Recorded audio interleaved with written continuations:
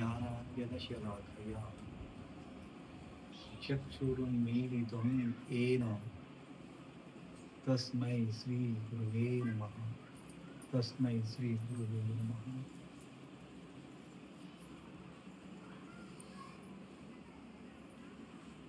ಈ ಪವಿತ್ರ ದೇಶದ ಪರಂಪರೆಯೊಳಗೆ ಒಂದು ಆಧ್ಯಾತ್ಮಿಕ ಜಗತ್ತಿನ ಅತ್ಯುನ್ನತ ಮಟ್ಟದ್ದು ಇದು ನಮ್ಮ ದೇಶದ್ದು ಪರಂಪರೆ. ಅನೇಕ ಹಬ್ಬಗಳು, ಹರಿದಿನಗಳು, ಉತ್ಸವಗಳು, ಧಾರ್ಮಿಕ ಉತ್ಸವ ಆಗ್ತಾನೆ ಇವಾಗ ಥ್ರೂ ಔಟ್ ಇಯರ್. ಅದರೊಳಗೆ ಅತ್ಯಂತ ಪವಿತ್ರ ಮತ್ತು ಮಹತ್ವದ ದಿನ ಅಂತ ಅಂದ್ರೆ ಈ ಗುರು ಪೂರ್ಣಿಮಾ ದಿವಸ. ಆ್ಯಕ್ಚುಲಿ ಉಳಿಕಿದೆಲ್ಲ ಸುಮ್ಮನೆ ಹುಣ್ಣಿಮೆಗಳು, 12 ಹುಣ್ಣಿಮೆಗಳು ಬರ್ತಾವೆ, 12 ಅಮಾವಾಸ್ಯೆಗಳು ಬರ್ತಾವೆ. ಆದ್ರೆ ಇಂಥ ಒಂದು ಪವಿತ್ರ ಹುಣ್ಣಿಮೆ 12 ತಿಂಗಳೊಳಗೆ ಇದೆ. ಇವತ್ತು ನಿಮ್ಗೆ ಗೊತ್ತಿರಲಿಕ್ಕಿಲ್ಲ. ಹೀಗೆ ನಮ್ಮ ದೇಶ ಒಂದು ಏನಪ್ಪ ಅಂತಂದ್ರೆ ಪ್ರಶ್ನಾತೀತ ದೇಶ ಇದು.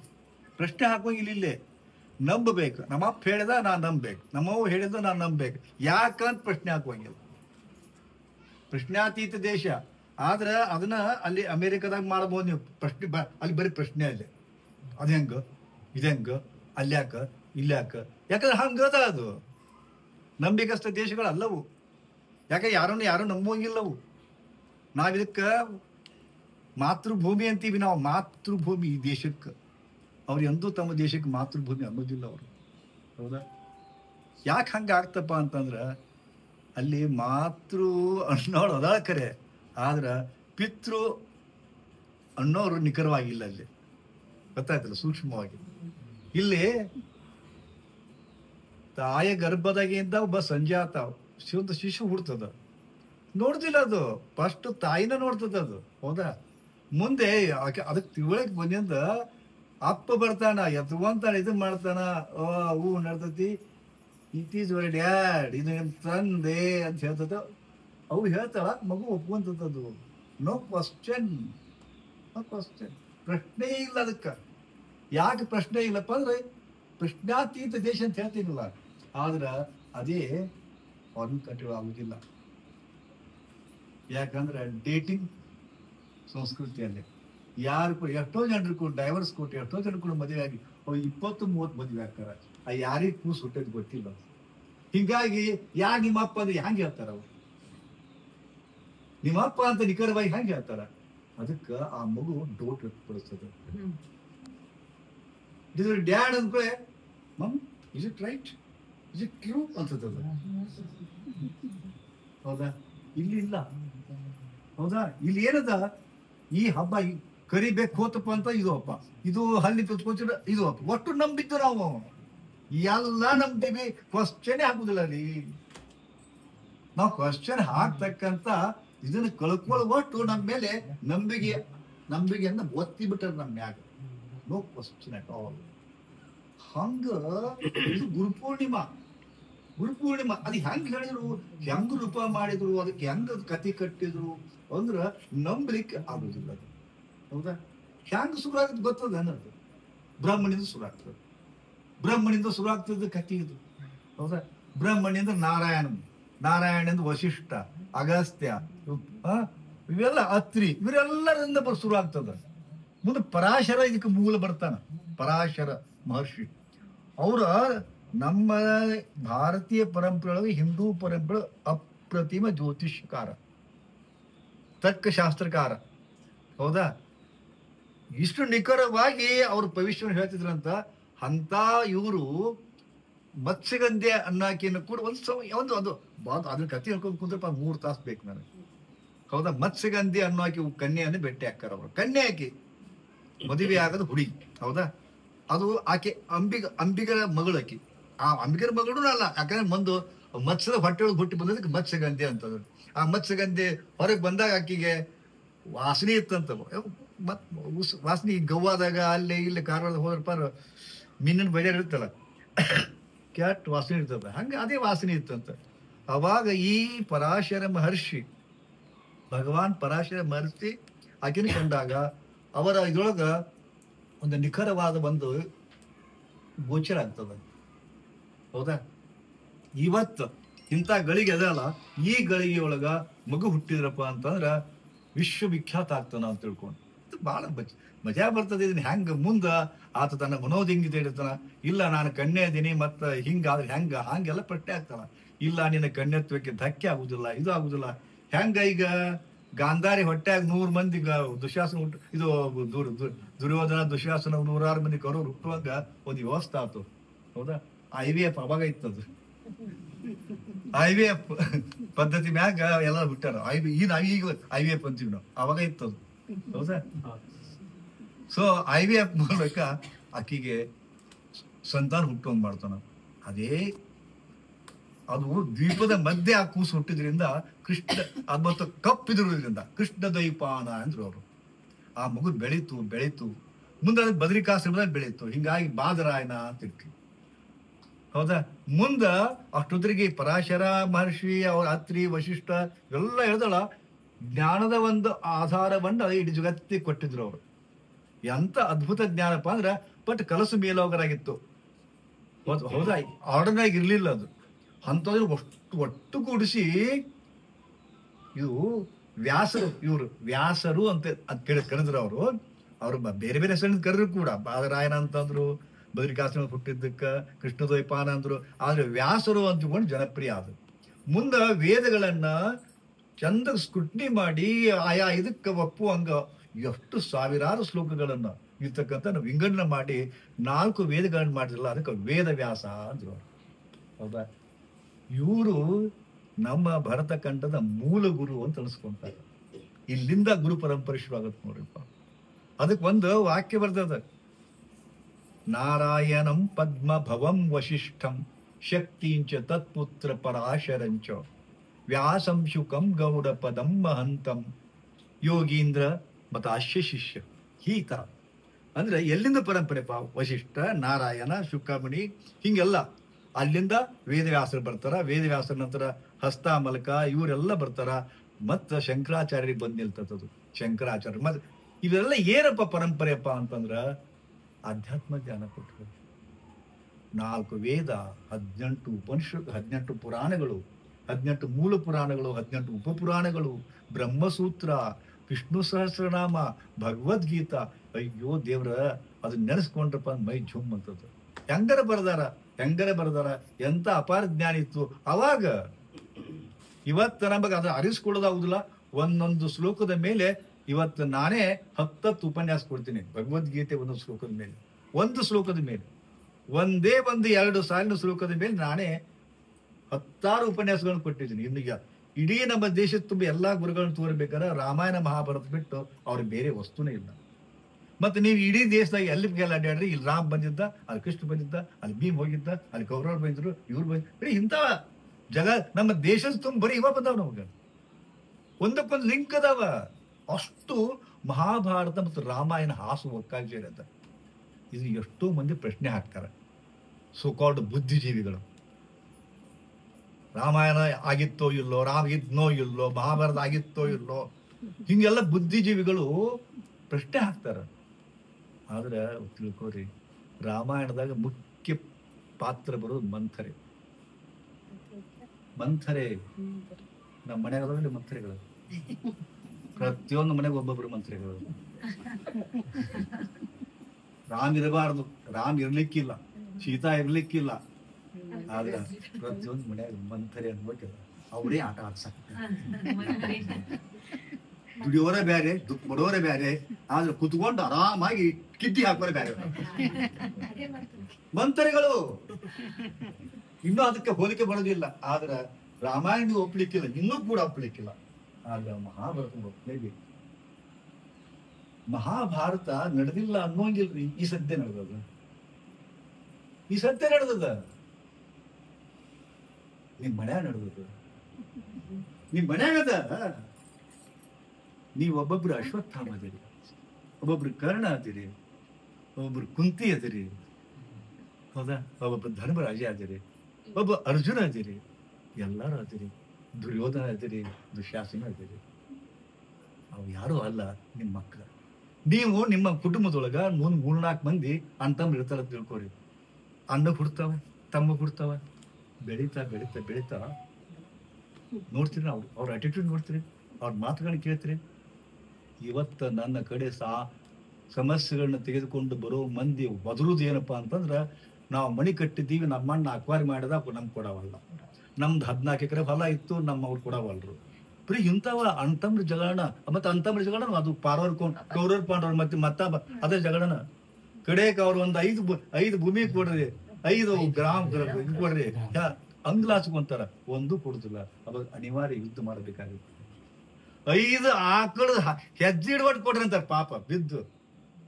ಅದ ಇದು ಅಂತಮ್ರ ಅಂತಮ್ರ ಹೋಟೆಲ್ ಬಿಟ್ಟಿದವ್ರು ಧೃತರಾಷ್ಟ್ರ ಮತ್ತು ಪಾಂಡು ಒಂದಲ್ಲ, ಅಂತಮ್ರಲ್ಲ ಅವ್ರು, ಅಂತಮ್ರ ಮಕ್ಕಳ. ಮತ್ತ ಇದು ಹೆಂಗಪ್ಪ ಅಂತಂದ್ರೆ ಹೆಂಗ ಶುರು ಆಗುತ್ತೆ ಮತ್ತದ. ಪಾಂಡವನ್ ಮಕ್ಕಳು ಅತ್ಯಂತ ಶಾಣೆ ಅದಾವ, ಅತ್ಯಂತ ವೀರ ಅದಾರ. ಅವ್ರು ಗುರುಗಳ ಹತ್ರ ಹೋದಪ್ಪ ಅಂದ್ರೆ ಅವ್ರ ಹೆಚ್ಚು ಕಲ್ತವ್ರು ಇವ್ರ. ಇದು ಈರ್ಷ್ಯ ಇವರಿಗೆ. ಕೌರವ್ರ ಮಕ್ಳು ಆಟ ಕಾಟನ ಈರ್ಷ್ಯ. ಮತ್ತ ಏನ್ ನಡೆದೈತಿ ನಮ್ಮ ಮನೆ ಈರ್ಷ್ಯ ಅದಿಲ್ಲ, ಈರ್ಷ್ಯ ನಡೆದಾವು. ಏನೆಲ್ಲ ಕಿಟ್ಟಿ ಹಾಕ್ತಾರೆ ನೋಡಿದ್ರಿ ನಮ್ಮ ಮಕ್ಕಳ. ಮತ್ತೆ ನೋಡ್ಬೇಕು, ಸ್ವಲ್ಪ ಸೂಕ್ಷ್ಮ ನೋಡ್ಬೇಕು, ಅಬ್ಸರ್ವ್ ಮಾಡ್ಬೇಕಾದ್ರೆ. ಅಂತ ನಮಗ್ ಹೆಂಗೆ ಬೆಳಿತಾರಪ್ಪ ಅಂತಂದ್ರ ಬ್ಯಾಸ. ಮಹಾಭಾರತ ಈಗೂ ಮಹಾಭಾರತದ ಅದು ಕೃಷ್ಣ ಇಲ್ಲ ಅಷ್ಟೇ. ಈಗೂ ಮಹಾಭಾರತದ ಕೃಷ್ಣ ಇಲ್ಲ.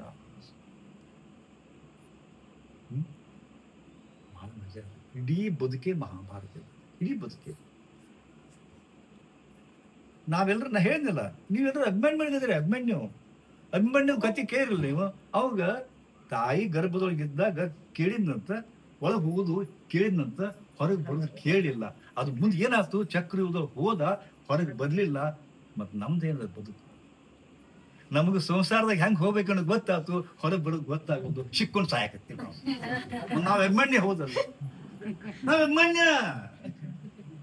ಅಭಿಮನ್ಯನ ನಾವು. ಹೌದಾ? ಭೀಮಸೇನದಿರಿ ಸಾಕಷ್ಟು ಇದಾವ್ರ. ಹೌದಾ? ಎಂತ ವಾತಾವರಣ. ನನಗಂತೂ ಹೇಳ್ತೀನಿ, ಮಹಾಭಾರತ ಯಾಕೆ ಇಡ್ಸೈತಪ್ಪ ಅಂತಂದ್ರ ಬಹಳ ಅದ್ಭುತ ಮಹಾಭಾರತ. ಇಡೀ ಮಹಾಭಾರತ ಯುದ್ಧ ಆಗ್ಲಿಕ್ಕೆ ನಿಮ್ಗೆ ಗೊತ್ತಿರ್ಲಿಕ್ಕಿಲ್ಲ. ಅರಿಗಿನ ಮನೆ ತಯಾರಾಗ್ತದೆ. ವಿಶ್ವಕರ್ಮ ಒಂದು ಇದು ತಯಾರು ಮಾಡ್ತಾನೆ, ಮೈನ ಸಮಾಗ್ರ ಅಂತ. ಅದಕ್ಕೆ ನೋಡಾಕ ಓಪನಿಂಗ್ ಬರ್ತಾರ. ಅರಮನೆ ಓಪನಿಂಗ್ ಬರ್ತದೆ. ಕೌರವ್ರು ಬರ್ತಾರ, ನಾವು ಮಾಡ್ತೀವಲ್ಲ ಓಪನಿಂಗ್ ಮಾಡಿ, ಇದು ಇದ್ರಿ ಅದು ರೀ ದೊಡ್ಡ ಮಾಡಿ ಹೇಳ್ತೀವಿ. ಮಂದಿ ಕಣ್ಣು ಬಿಡ್ತಾವು, ಸಾಯ್ತಾರೆ ನೀವು.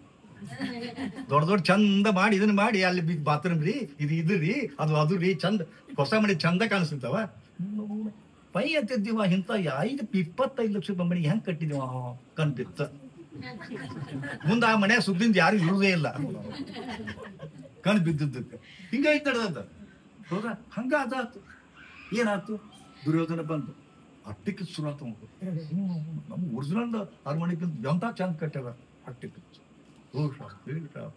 ಮತ್ಸರ ಎಲ್ಲ ಶುರು ಆಯ್ತು. ಅವಾಗ ಸುಮ್ಮನೆ ಹಿಂಗ್ ಬರಕತ್ತಿಂದ ಅದು ಮಾಯಾ ಇತ್ತದು, ಮಾಯಾನಗರಿಯಾಗಿತ್ತದು. ಹಿಂಗ್ ಮುಂದೆ ಕೊಳ ಟೈಪ್ ಕಳ್ಸೋದು, ಕೊಳ ಇರ್ಲಿಲ್ಲ. ಇವಾಗ ಕೊಳ ಆಯ್ತು ಅಂತ ಹಿಂಗ್ ಕಾಲಿಟ್ಟ ಬಿದ್ಬಿಟ್ಟ. ಅವಾಗ ದ್ರೌಪದಿ ಸುಮ್ ಕೊಡ್ಬೇಕಿಲ್ಲ, ಈಕೆ ಮಗಳು ಇಕ್ಕಿದ್ರೆ ಎಷ್ಟು ಸೊಕ್ಕ ಇದೆ. ಅಲ್ಲಿ ದೂರ ಇದ್ಲ ಅಂಧ ರಾಜಗೆ ಬೇಟ ಅಂಧ. ನೋಡ್ರಿ, ಈಕೆ ಯಾಕೆ ಅನ್ಬೇಕಾಗಿತ್ತು? ಇದು ಅಂದ ಹಿಡ್ಕೊಂಡ್ಬಿಟ್ಟವ. ಬಾ ಮಗಳ ಅಂತ ಅಂದವ. ಅದೇ ಜೂಟಕ್ಕೆ ಕಾರಣ, ಪಗಡಿ ಆಟಕ್ಕೆ ಕಾರಣ ಆಯ್ತು, ಸೋಲ್ಸಕ್ ಕಾರಣ ಆಯ್ತು. ಸೋಲ್ತಿದ್ದಿಲ್ಲ, ಶಕುನಿ ಕಾರಣ ಅದ. ನಮ್ಮೊಳಗೂ ಶಕುನಿ ಅದ. ಅಲ್ಲಿ ಮಂತ್ರಿ ಹೆಂಗಿದ್ದು, ನಮ್ಮೊಳಗೆ ಶಕುನಿ ಪ್ರತಿಯೊಬ್ಬರ ಮನೆಗೆ ಅದ ಶಕುನಿ. ನಿಮ್ಮ ಮಂಡಳದ ಪ್ರತಿಯೊಬ್ಬರ ಮನೆಗೆ ಶಕುನಿ ಅದ. ಆಗುತ್ತ ನೆನಪಿರ್ಲಿ ನಿಮಗೆ. ಅದೇ ಶಕುನಿಯಿಂದಾಗಿ ನಿಮ್ಮ ಸಂಸಾರ ಅಧೀರಾಗಿರ್ತೀವಿ. ಹೌದಾ? ಬಹಳ ಅದಕ್ಕೆ ಇಲ್ಲ ಅನ್ಬೇಡ್ರಿ, ಮಹಾಭಾರತ ಇಲ್ಲ ಅನ್ಬೇಡ್ರಿ, ನಡೆದಿಲ್ಲ ಅನ್ಬೇಡ್ರಿ. ಇವತ್ತು ನಡೆದದ. ಅವ್ರು ಮತ್ಯಾರು ಅಲ್ಲ, ನಾವೇ. ಮಹಾಭಾರತದ ಪಾತ್ರಧಾರಿಗಳು ನಾವೇ. ಅವ್ರು ಇದ್ರೋ ಇಲ್ಲ ಗೊತ್ತಿಲ್ಲ. ಅವತ್ತು ಎಷ್ಟು 5-6 ಸಾವಿರ ವರ್ಷಗಳ ಹಿಂದೆ ನಡೆದಂತ ಘಟನೆಗಳು ಈಗಲೂ ನಡೆದವ, ಜೀವಂತದವ, ಸತ್ಯ ಆಗ್ಯಾವ. ಒದ್ದಾಡಕತ್ತಾರೆ ಜೀವನದೊಳಗೆ ಎಲ್ಲರೂ. ಖಲೀಲ್ ಗಿಬ್ರಾನ್ ಒಂದು ಮಾತು ಹೇಳ್ತಾನೆ. ಖಲೀಲ್ ಗಿಬ್ರಾನ್ ಅಂತ ದೊಡ್ಡ ಕವಿ. दुश्मनों ने तो दुश्मनी की है, दुश्मनों ने तो दुश्मनी की है, मगर हमारे लोगों ने क्या कमी की है. ವೈರಿಗಳು ಅದಾರಪ್ಪ, ನಮ್ಗೆ ಕೆಟ್ಟದ್ ಮಾಡ್ತಾರೆ. ವೈರಿಗಳು ಕೆಟ್ಟದ್ ಮಾಡ್ತಾರ ಅಂತ ನಮ್ಗೆ ಊಹಾ ಇರ್ತದ, ಗೊತ್ತೂ ಇರ್ತದ. ಅದಕ್ಕೆ ನಾವು ಎಚ್ಚರಿಕೆ ಇರ್ತೀವಿ. ಆದ್ರೆ ಇವತ್ತು ನಿಮಗೆ ಕೆಟ್ಟದ್ ಮಾಡೋರು ವೈರಿಗಳಲ್ಲ, ನಿಮ್ಮವರೇ. ಹಮಾರೇ ಲೋಗೋನೆ ಕ್ಯಾ ಕಮ್ಮಿ ಹೈ. ನಿಮ್ಮ ಮಾಟ ಮಾಡಿಸ್ಬೇಕು, ನಿಮ್ಮನ್ನ ವ್ಯವಹಾರ ಕಟ್ ಮಾಡಬೇಕು, ನಿಮ್ಮನ್ನ ಹಣ್ಣಗಾಯಿ ನೀರ್ಗಾಯಿ ಮಾಡಬೇಕು ನಿಮ್ಮವರ. ಅವರಿಗೆ ಅಜ್ಜು ಸಿಕ್ಕದ, ನಿಮ್ಮನ್ನ ಹಾಳು ಮಾಡಕ ಅವ್ರಿಗೆ ಅನುಕೂಲ ಬಾಳ ಅದ. ಅದಕ್ಕೆ ಹಮಾರೇ ಲೋಗೋನೆ ಕ್ಯಾ ಕಮ್ಮಿ ಕಿ ಹೈ. ಕೌರವ್ರು ನಿಮ್ಮೊಳಗ ಅದರ, ನಿಮ್ ಸುತ್ತಲೂ ಅದಾರ. ಕೌರವ್ರು ಎಷ್ಟಿದ್ರೇನು? ಪಾಂಡವ್ರು 5 ಮಂದಿ. ಕೌರವ್ರು 100 ಇರ್ಬೋದು, ಪಾಂಡವ್ರು 5 ಮಂದಿ. ಯಾರು ಗೆದ್ದಿತ್ತಾರ, ಯಾರು ಬಿಡ್ತಾರ ಅದು ಮುಖ್ಯ ಅಲ್ಲ. ಕೃಷ್ಣನ ಆಟ, ದೈವದ ಬಲ ಎಲ್ಲಿ ಮಟ್ಟ ಇರ್ತದ. 5 ಮಂದಿ ಅಲ್ಲ, ಒಬ್ಬನೇ ಎದುರು ಗೆದ್ದಿತ್ತಾರ 1000 ಮಂದಿ ಕೂಡ. ಆದ್ರೆ ದೈವದ ಬಲ ಇರ್ಲಿಕ್ಕಪ್ಪ ಅಂತಂದ್ರ 1000 ಮಂದಿ ಎದುರು ಒಬ್ಬನಿಂದ ಸೋಲ್ತಾರ. ಇದನ್ನ ಮಹಾಭಾರತ ನಮ್ಮ ಮುಂದೆ ಸ್ಪಷ್ಟವಾಗಿ ಇಟ್ಟದ. ನಾ ಹೇಳಕ್ ಹೊಂಟಿದ್ದು ಒಂದು ಕುಮಾರ ವ್ಯಾಸನ್ನು ಕವಿ ಬರ್ದಾನ ಒಂದು ಕವಿತಾ. ಏನು? ಸೋದರರ ವಧೆ ಅಲ್ಲ, ಹಾದರದ ಕತೆ ಅಲ್ಲ.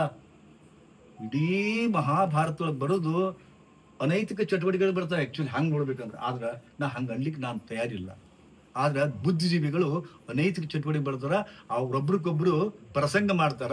ಇಡೀ ಮಹಾಭಾರತ ಹಾದರದ ಕತೆ ಅಂತ ಬೈತಾರ. ನಾವು ಮತ್ತೊಬ್ರು ಬೈವಷ್ಟು ಶಾಣ್ಯಾರ್ ನಾವಲ್ಲ, ಮತ್ತೊಬ್ಬರನ್ನ ಬೈವಷ್ಟು ಶಾಣ್ಯಾರ್ ನಾವಲ್ಲ. ನಮಗೆ ಗೊತ್ತಿಲ್ಲದ ಸಂಗತಿಗಳು ಭಾಳ ಅದಾವ, ನಾವು ದೊಡ್ಡ ಶಾಣ್ಯಾರ ಅಲ್ಲ. ಹೌದಾ? ಕುಮಾರ ವ್ಯಾಸ ಯಾಕೆ ಹಾಗೆ ಮಾತಾಡೋದು ಗೊತ್ತಿಲ್ಲ. ಆದ್ರೆ ಕುಂತಿ ಹರಿದದ್ದು ನೋಡಿದಿರ, ಬಿಫೋರ್ ಮ್ಯಾರೇಜ್, ಈಗ ಆಫ್ಟರ್ ಮ್ಯಾರೇಜ್ ಗಾಂಧಾರಿ, ಮತ್ತೆ ಇನ್ನೂ ಬರ್ತಾವ, ಭಾಳ ಬರ್ತಾವ. ಅವನ್ನೆಲ್ಲ ನೋಡ್ಕೊಂಡು ಯಾಕೆ ಅಂತ ಪ್ರಶ್ನೆ ಬರ್ತದೆ. ಅದು ಏನೇ ಇರಲಿ, ಬಟ್ ಮಹಾಭಾರತ ಮಾತ್ರ ರಂಗಿನದ ಇಸ್ಮನ್ ಕಲರ್ ಪಿಕ್ಚರ್ ಅದ. ಮತ್ತು ನಮ್ಮ ಬದುಕಿನ ಜೆರಾಕ್ಸ್ ಕಾಪಿ ಅದ, ನಮ್ಮದೇ ಬದುಕಿನ ಜೆರಾಕ್ಸ್ ಕಾಪಿ ಅದ. ಬಟ್ ಈ ಜೆರಾಕ್ಸ್ ಕಾಪಿ ಬರೆದವರು ವೇದವ್ಯಾಸ. ಇದು ತಿಳ್ಕೊಳ್ಳಿ, ಹೆಂಗೆ ಬರ್ದು ಅದೇ ಗೊತ್ತಿಲ್ಲ.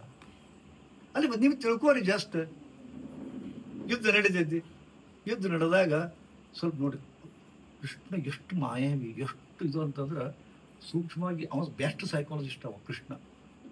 ಹೌದಾ? Best psychologist. ಜಗತ್ತಿನ ಮೊದಲ ಮನಃಶಾಸ್ತ್ರಜ್ಞ ಅಂತ ಕರೆಸೋನು ಕೃಷ್ಣ. ನಮ್ಮಲ್ಲಿ ಇಸ್ರೇಲ್ದಿಂದ ಒಬ್ಬ ಬಂದಿದ್ರು, ಇಸ್ರೇಲ್ದಿಂದ. ಹೌದಾ? ಅವನ ಪ್ಯಾಕೆಟ್ನಾಗ ಕೃಷ್ಣನ ಫೋಟೋ ಇತ್ತು, ರಥ ಹೊಡೆದು. ಯು ಲವ್ ಕೃಷ್ಣ ಅಂತಂದ. ಓ ಅಂದವ, I love Krishna, I worship Krishna ಅಂತ. ಹಾಯ್ ಅಂತಂದೆ.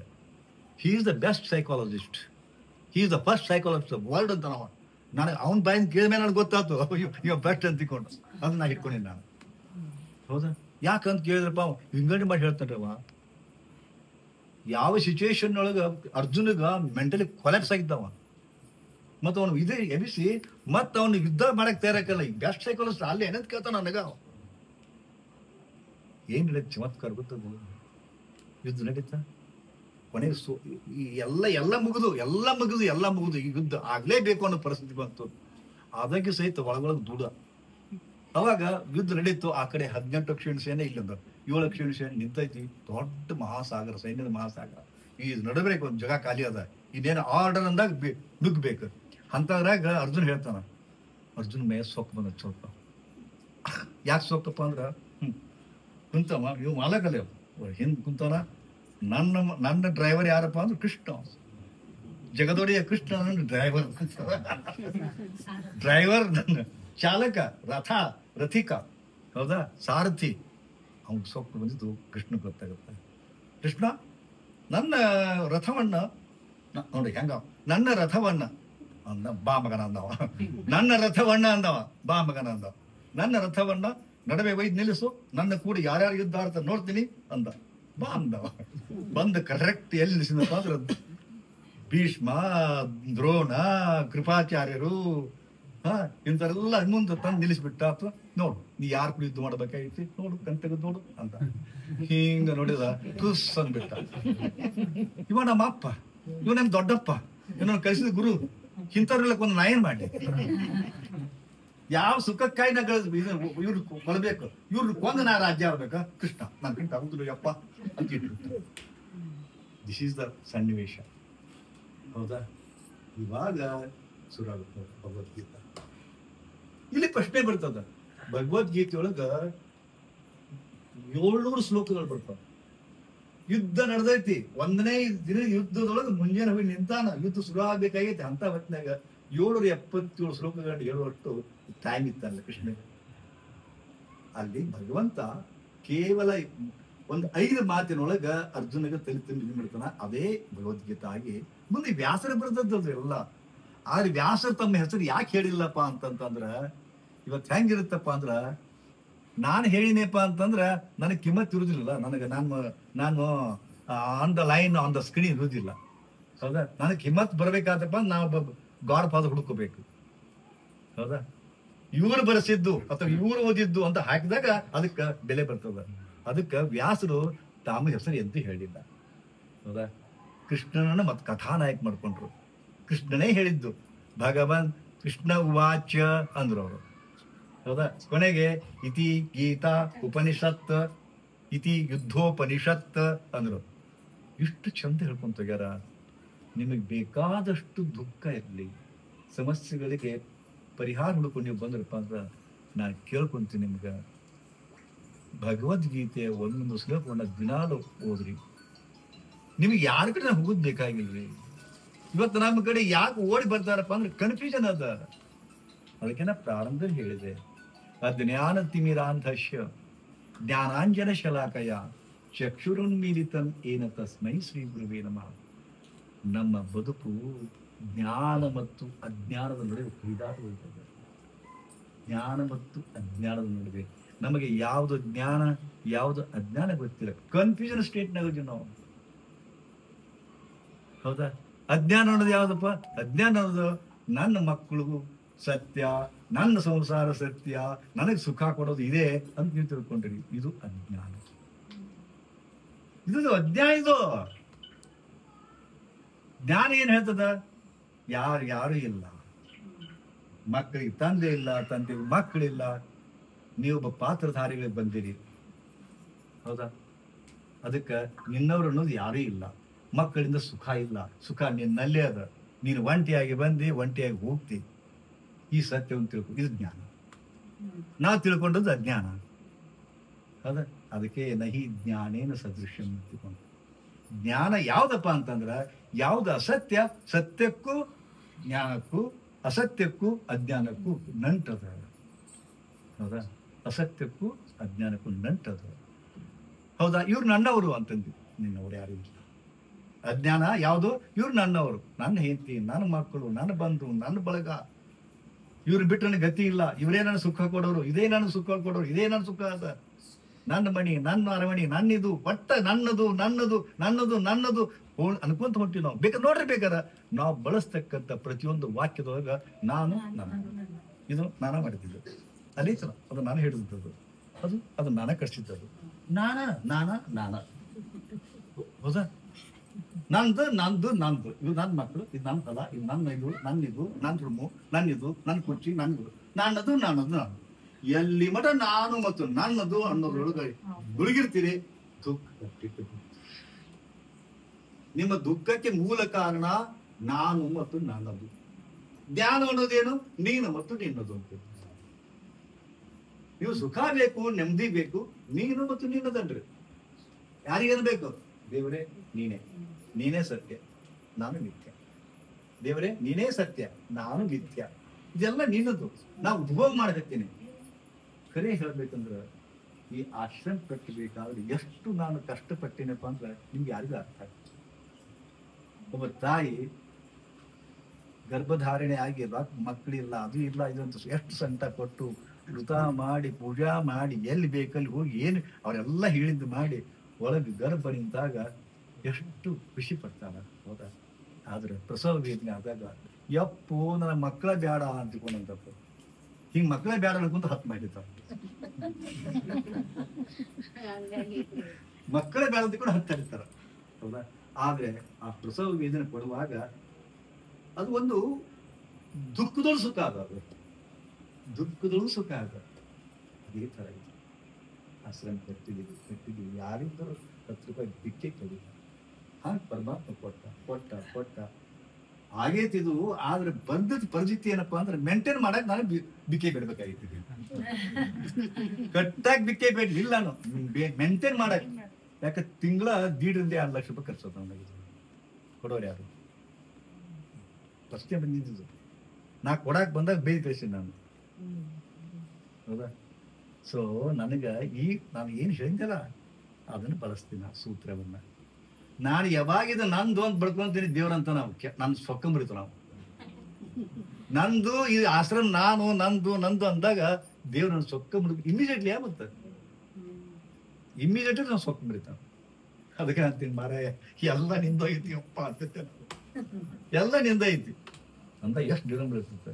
ಇದಕ್ಕೆ ಏನು ಆಳುಗಳು ಬರಲಿಲ್ಲ ದುಃಖ, ಕಸ ಬಿತ್ತು ದುಃಖ, ಎಷ್ಟು ದುಃಖದ ಗೊತ್ತದನ. ಅದಕ್ಕೆ ನಿಂದು ಅಂದ್ರೆ ದುಃಖ ಇಲ್ಲ, ನಂದು ಅಂದ್ರೆ ದುಃಖ ಅದ. ಈ ನೋಡಿ ಇದನ್ನ ಹಾಕಿದ್ವಿ ನಾವು ಜಮಖಾನ, ಹೊರಗೆ ಮಳಿ ಬಂದತಿ. ಹೌದಾ? ಎಲ್ಲ ಕಾಲು ಕೆಸರು ಮಾಡ್ಕೊಂಡು ಬರ್ತೀರಿ. ನೀವು ಹೊರಗೆ ಬರ್ತೀರಿ, ಬಂದ್ ಕೂಡ ಈ ಜಾಪಿ ಮ್ಯಾಗ ಹಿಂಗೆ ಮಾಡಿ ಬರ್ಕೊಂತೀರಿ. ಹೌದಾ? ಯಾಕೆ ನಿಮಗೇನದ ಆಶ್ರಮದ ಹೊಲಸ ನಾಗೇನ ಹೊಲಸ ನಂದೇನದ ಆಶ್ರಮದ ಅದ ಅಕಸ್ಮಾತ್ ಆಸನ ಹಾಕಿಸ್ತಿರ್ತೀನಿ ನಿಮ್ಗೆ.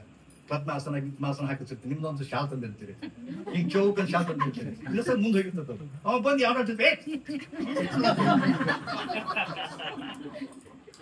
ನೋಡಿ ಆಶ್ರಮ ಮ್ಯಾಗ ಕಾಲಿಟ್ರಪ್ಪ ಅಂದ್ರೆ ಏನು ಅನಿಸ್ತದೆ ನಿಮ್ಗೆ.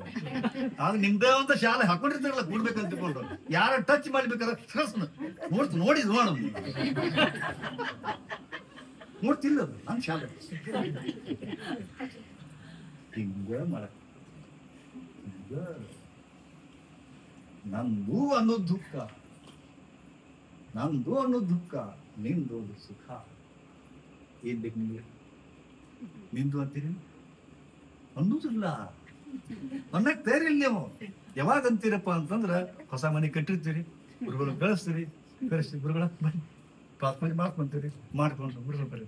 ಇದು ಐತಲ್ರಿ ಎಂಟ್ರೆನ್ಸ್ ರೀ, ಇದು ಇಲ್ಲೇ ಟ್ಯಾಂಕ್ ಮಾಡಿದ್ರಿ, ದೊಡ್ಡ ಟ್ಯಾಂಕ್ ರೀ. ಒಂದು 10 ಟ್ಯಾಂಕರ್ ನೀರು ಹಿಡಿತೀರಿ ಗುರುಜಿ.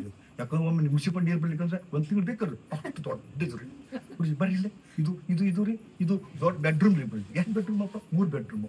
ಬೆಡ್ರೂಮ್ ಎಷ್ಟು ಸೈಜ್ ಅಪ್ಪ? 19x35 bedroom. ದೊಡ್ಡ ಅರ್ಧೈತು ಮನೆ ಕಟ್ಟ ಭಾರಿ ಐತಲ್ಲಪ್ಪ.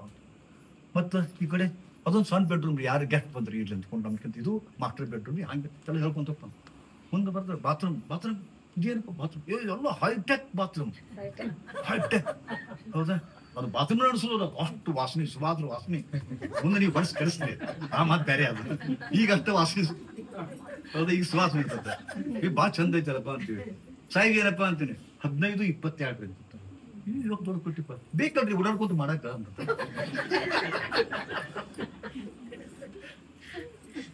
ಆಯ್ತು, ಎಷ್ಟು ಬಾತ್ರೂಮ್ ಸಂಡಾಸ್ 4 ಅಂತ. ನಿಮ್ ಮನ್ಯಾಗ ಅಷ್ಟು 3 ಬಂದಿರಿ ಅಂತ. 3 ಬಂದಿದ್ರಿ ಟಾಯ್ಲೆಟ್ 4 ಯಾಕೋ ಅಂತ ನಾಲ್ತೀನಿ. ಅಯ್ಯೋ ಗುರುಗಳಿಗೆ ಗೊತ್ತಿಲ್ಲ ಅಂತ ಯಾಕ ಅಂತೀನಿ. ಒಬ್ಬೊಬ್ರು ಒಂದ್ ಕಡೆ ಹೋದ್ರಪ್ಪ 2 ತಾಸು ಕುಂತ್ ಬಿಡ್ತಾರೆ. ಹೊರಗೆ ಬರೋದಲ್ರಿ, ಒಬ್ರು ಒಳಗೆ ಹೋದ್ರಿಲ್ಲ ಹೊರಗೆ ಬರೋದಿಲ್ಲ, ಮತ್ತೆ ಕಾಯ್ಕೊಂಡ್ ಕೊಡ್ಬೇಕಾಗುತ್ತೆ. ಅದಕ್ಕೆ ಮತ್ತೆ 3 ಇದ್ರಿ 3 ಮಾಡ್ಬೇಕಾಗಿತ್ತು. ಹಿಂಗಲ್ರಿ, ನಮ್ ಮನಿ ಬರೋರು ಅವ್ರ ಜಾಸ್ತಿ ಬರ್ತಾರಲ್ರಿ, ಅವ್ರ ಅದಕ್ಕೆ ಒಟ್ಟುಗೂ ಗಾಲ್ವರಿ ಬ್ಯಾಂಕ್ ಕಟ್ಟಿ ಮುಂದ ಇದು ಏನು ಅಂತ ಕೇಳಿ. ಇದು ದೇವ್ರ ಕೊಡ್ರಿ ಅಂತ ಏಟೆಸ್ಟ್ ಆಯ್ತು 2-3 ಬಾತ್ರೂಮ್ 29-30 ಬೆಡ್ರೂಮ್ ದೊಡ್ಡ ದೇವ್ರ ಕೊಲಿ. ಎಂತ ಕಾಲ ಈಗ. ಪುಣ್ಯ ಅದು 2-3 ದೇವ್ರ ಕೊಲಿ ಕಟ್ಟ್ಯಾರ. ಈಗ ಯಾರು ದೇವ್ರ ಕೊಲಿನೇ ಇಡುದಿಲ್ಲ. ಇಂಥದೊಂದು ಫೋಟೋ ಹಾಕ್ತಾರೆ ಅಷ್ಟ, ಒಂದ್ ಫೋಟೋ ಹಾಕಿ ಅದಕ್ಕೆ ಹಿಂಗೆ ದೇವ್ರ ಕೊಲಿ ಹೋಗ್ತೀವಿ. ಹೊಸದಾಗಿ ಮನಿ ಕಟ್ಟೋರು ದೇವ್ರ ಕೊಲಿ ಹೋದ್. ಈಗ ಅಡಿಗೆ ಮನೆ ಹೋಗೈತೆ ಅವು. ಯಾಕೋ ಅಡಿಗೆ ಮನೆ ಜೊಮ್ಯಾಟೊ ಜೊಮ್ಯಾಟೊ ಐತಲ್ಲ ನಮ್ದು. ಏ ಅಡಿಗೆ ಮನೆ ಯಾಕೆ ಬೇಕ್ರಿ, ಮಾಡೋರ್ ದಿಕ್ಕ ಇಲ್ಲ. ನಾನು ಹೆಂಡತಿಗೂ ಅಡಿಗೆ ಮಾಡಕ್ ಬರೋದೇ ಇಲ್ಲ. Is also techie, I am also techie. ಇಬ್ಬರು ಟೆಕ್ಕಿಗಳು ಕೂಡ ಜೊಮ್ಯಾಟೊ ಹೌದು. ಎಲ್ಲ ನೋಡಿದೆವು. ಅದ್ಭುತಪ್ಪ ಮನೆ, ಭಾಳ ಚಂದಪ್ಪ ಅಂದ್ ಕೂಡ ಅವ ಏನಂದ, ನಮ್ದೇನಿದ್ರಪ್ಪ ಅಪ್ಪ ಎಲ್ಲ ತಮ್ದಾಗ. ನಾ ಹೇಳಿದ್ನ ನಮ್ಮದು ಅಂದ್ರೆ ದುಃಖ, ನಿಂದು ಅಂದ್ರೆ ಸುಖ ಅಂತ ಹೇಳ್ತಾ, ಅದಕ್ಕೆ ನಾನು ಪಾಡ ನನಗ ಎಲ್ಲ ತಮ್ದೇ ಐತಲ್ರಿಪ್ಪ ಅಂತ ಅವ ನನಗೆ ಅನಿಸ್ತು. ಚಂದರ್ ಮಣಿ ಐತಿ ಮಾರಾಯ, ನಮಗೂ ಆಶ್ರಮದಾಗ ಬ್ಯಾಸರ ಆಗೈತಿ, ನೀ ಬ್ಯಾರೆ ಮಣಿ ಕಟ್ಕೊಂಡು ನಾ ಇಲ್ಲಿ ಇರ್ತೀನಿ ಅಂತಂದೆ.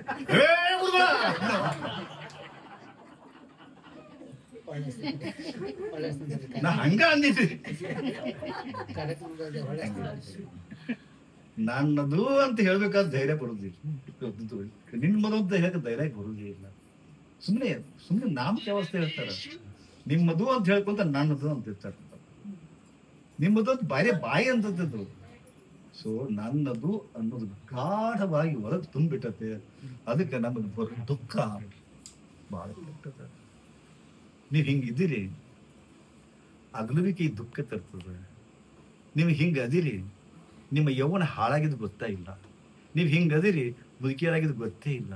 ನೀವು ಹಿಂಗದಿರಿ, ವಯಸ್ಸಾಗಿದ್ದೇ ಗೊತ್ತಾಗುದಿಲ್ಲ. ನೀವು ಹಿಂಗದಿರಿ, ಕೂದು ಉದಿರಿದು ಗೊತ್ತೇ ಆಗುದಿಲ್ಲ. ನೀವು ಹೆಂಗದಿರಿ, ಹಿಂಗದಿರ ಅಂದ್ರೆ ನಾ ಹಿಂಗಾದ್ರೆ ತಿಳ್ಕೊಂಡ್ರಿ. ಹಿಂಗಾದಿರಿ 5 ವರ್ಷದಾಗಿದ್ದಕ್ಕೆ ಫೋಟೋ ನೋಡ್ರಿ. ನೀವು ಹೆಂಗಿದ್ದೀವ? 5 ವರ್ಷದಾಗಿದ್ದೆ ಫೋಟೋ ನೋಡಿರ್ಬೇಕಾದ್ರೆ ನೀಟಾಗಿತ್ತು, ಮೋಟ್ಸ್ ಜಡಿ ಇತ್ತು. ಈಗ ಎಲ್ಲ ಬಟ್ ನಿಮ್ಗೆ ಗೊತ್ತೇ ಆಗುವುದು. ನೀವು ಕಾಲನ ಕೂಡಿರೋದು ಕಲೀಲಿ, ನಿಮ್ಮ ಕೂಡಿರೋದು ಕಲೀಲಿಲ್ಲ. ಹೊರಗಿನ ಕೂಡ ಇದ್ರಿ. ಹೊರಗಿನ ಕೂಡ ಯಾರು ಇರ್ತಾರ? ದುಃಖದ. ನನ್ನದು ಅಂತಾರೆ ಯಾರಾದ್ರೂ ದುಃಖದ.